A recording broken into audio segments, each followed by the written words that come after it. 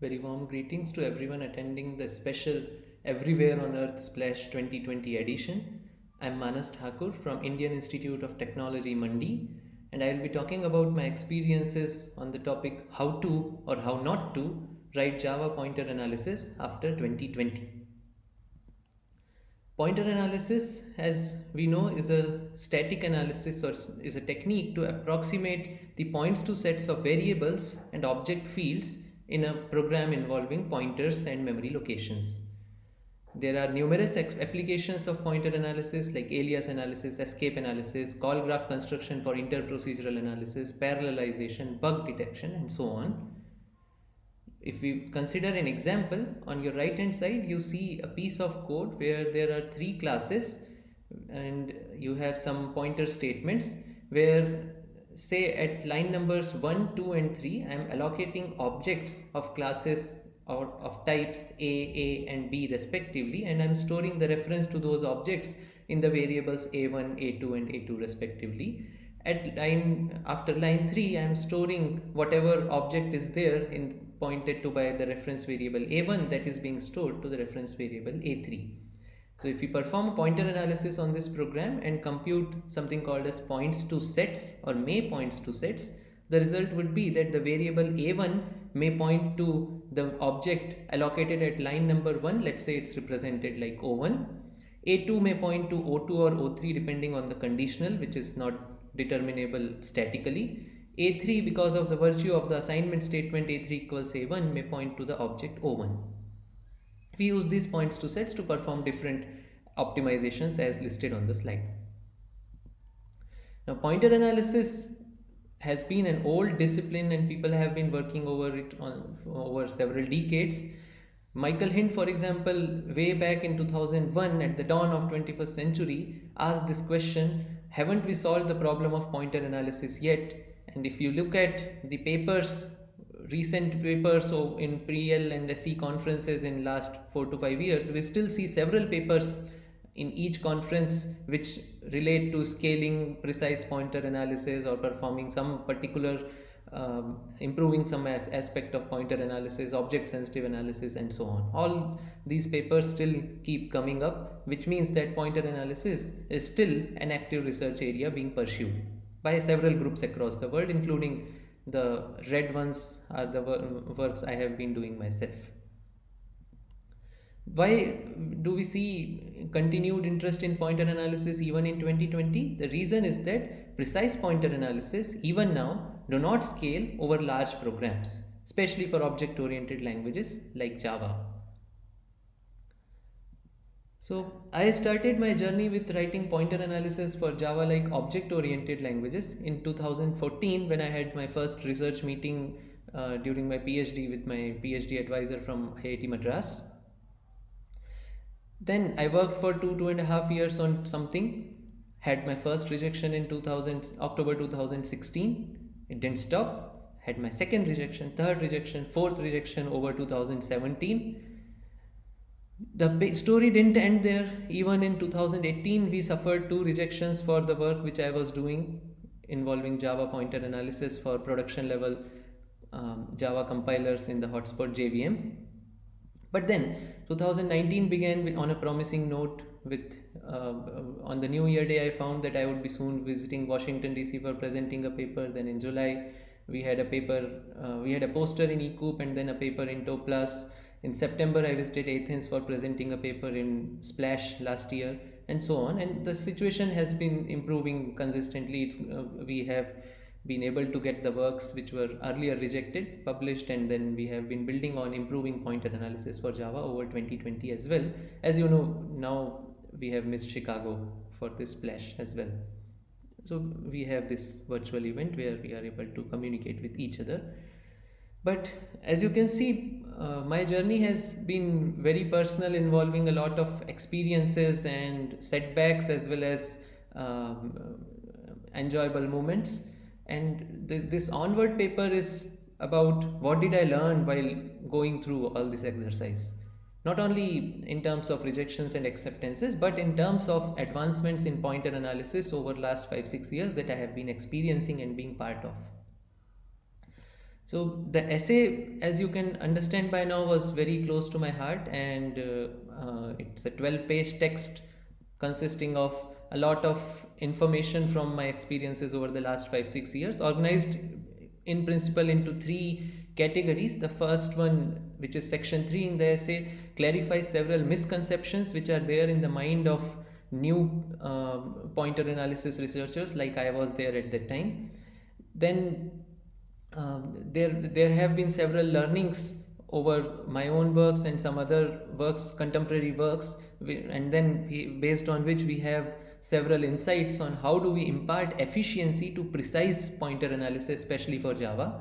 And then there are also points related to arguing correctness, how to when you are working with a production level compiler, how do you convince yourself and even the reviewers and the community in general that what you are doing leads to correct results.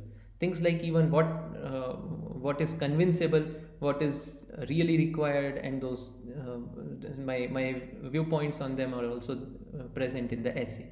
But then this is not a single piece of technical work with a single idea which I could describe in 15 minutes, right? I knew that the talk would be small. When I came to know it's 15 minutes, the dilemma I had in my mind was, how do I talk about so many things which I have learned over several years? How do I talk about them in 15 minutes when I would know that already I would have consumed 6 to 7 minutes by the time I reach slide 6 itself? Okay, so what I'm going to do in the next few minutes is to just talk about one example. I'll map the learnings from that example to some of the points in the essay, and then I would motivate you to read the essay for learning similar insightful observations further. So when we talk about precision in pointer analysis, it varies across several dimensions like field, flow, and context sensitivity, from which context sensitivity has been shown to be very useful, particularly for Java-like programs. But it is also notoriously known to throw scalability of the underlying pointer analysis off the cliff. So context sensitivity is something which is very important to focus on. The most classical approach for performing context sensitive analysis has been the call strings approach, where you distinguish contexts, or the abstraction to identify context is the string formed by the chain of calls to a particular method. For example, on the left hand side, where you see that the method foo calls the method bar at two places, lines 5 and 6, two call sites, lines 5 and 6. Then a call strings based context sensitive analysis would analyze bar in two contexts. Similarly, for each context of bar, the method fb is called at two places, lines 11 and 12, and hence there will be two contexts the method fb will be analyzed in two contexts, one for each context of bar. A pertinent issue here is that what happens under recursion? The call strings just keep growing, right? The traditional way to solve this problem has been to limit the length of the call strings with some number, let's say k, and call it 2 limited call strings based analysis, 3 limited call strings based analysis, and so on. The disadvantage is that it also limits the precision of the analysis to a significant extent. Several years back, we had the community came up with a nice idea called as value context, where the proposal was that in call strings based context sensitive analysis, instead of just reanalyzing a method in a new context at each different call string, if the data flow value reaching a particular method in two different call strings is the same, then essentially the data flow value going out of the method is also likely to be the same, and hence no need to analyze a method repeatedly if the value context or the data flow value reaching a particular method at a call site is same as some previous value context. So in this example, let us consider there was a hypothetical points to graph at line 5. Then the value context approach said that map the actual arguments to the formal parameters of the method being called. In this case, the formal parameter p gets mapped to the variable a, the actual argument a. This pointer of the method bar gets mapped to the receiver, which is c, at line 5, and hence we get the points to graph or the value context, which is a trimmed points to graph, as you can see on the right hand side. Similarly, we can obtain a value context for the points to graph at the call made to bar at line 6. These value contexts, as you can see, are kind of smaller than the actual points to graph, and hence even if there and as well, if the points to graph or the value context at two call sites to a particular method is the same, the method will not be reanalyzed. In this case, that's not the case. Obviously, the value context at line 5 and 6 are different, and hence the method bar is still analyzed in two contexts. So this is a beautiful idea. However, if we want to perform pointer analysis with the idea of value context, we found that they really do not scale even for small benchmark programs like from the Java Grande Forum or the smaller Da Capo programs and so on. The reason is that at each call, we are essentially comparing such large points to graphs to determine whether we are in the same context or not, right? So we found that's a limitation of this idea. Hence, we came up with a CC 2019 paper where we proposed something called as level summarized relevant value contexts. The idea was to break down the identification of value contexts into two steps. First one is, the first step tries to identify those portions of value context which are actually relevant for a given method. For example, here the method bar just accesses p.f1 from its caller, right, the highlighted line, and assigns the object pointed to by the variable x to the field f2 of the object pointed to by p.f1.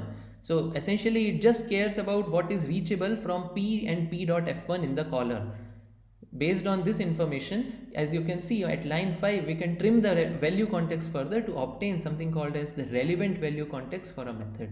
We can similarly trim the depth of the points to graph as well to obtain another relevant value context at line 6. Now you can see that the graphs to be compared are significantly smaller.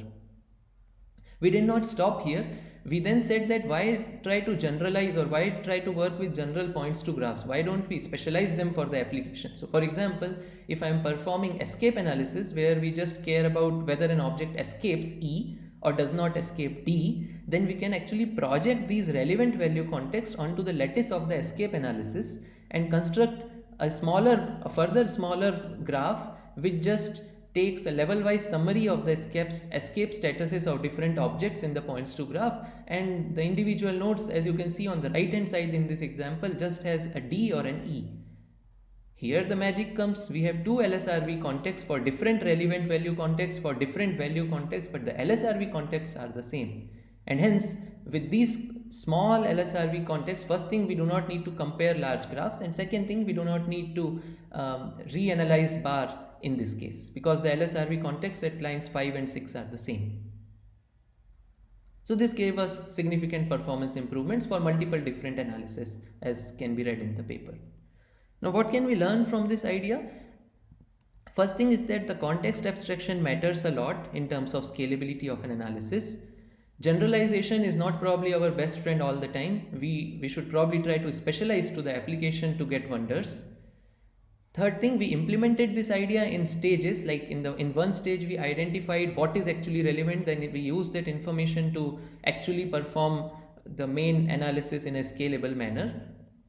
And on the way, we also learned several things, that the Java class libraries are notorious for being difficult to handle, so they should be handled more precisely with several variants of heap cloning, as described in another paper we published on the topic in CC 2020. So this was just an example of the kinds of things I have learned over the last few years, and some of them I mapped it to one paper and just have presented in the last few slides. However, the essay, How Not to Write Java Pointer Analysis After 2020, talks about several such interesting ideas, including ones about flow sensitivity, low-level implementation of points to graphs, how should we do that, how should we not do that. And then we also, after talking so much about context sensitivity, we also talk about cases where we may not be able to use context sensitivity. The learnings have also been from another work which we had in TOPLAS 2019, presented last year in Splash, as I was mentioning in the beginning. I have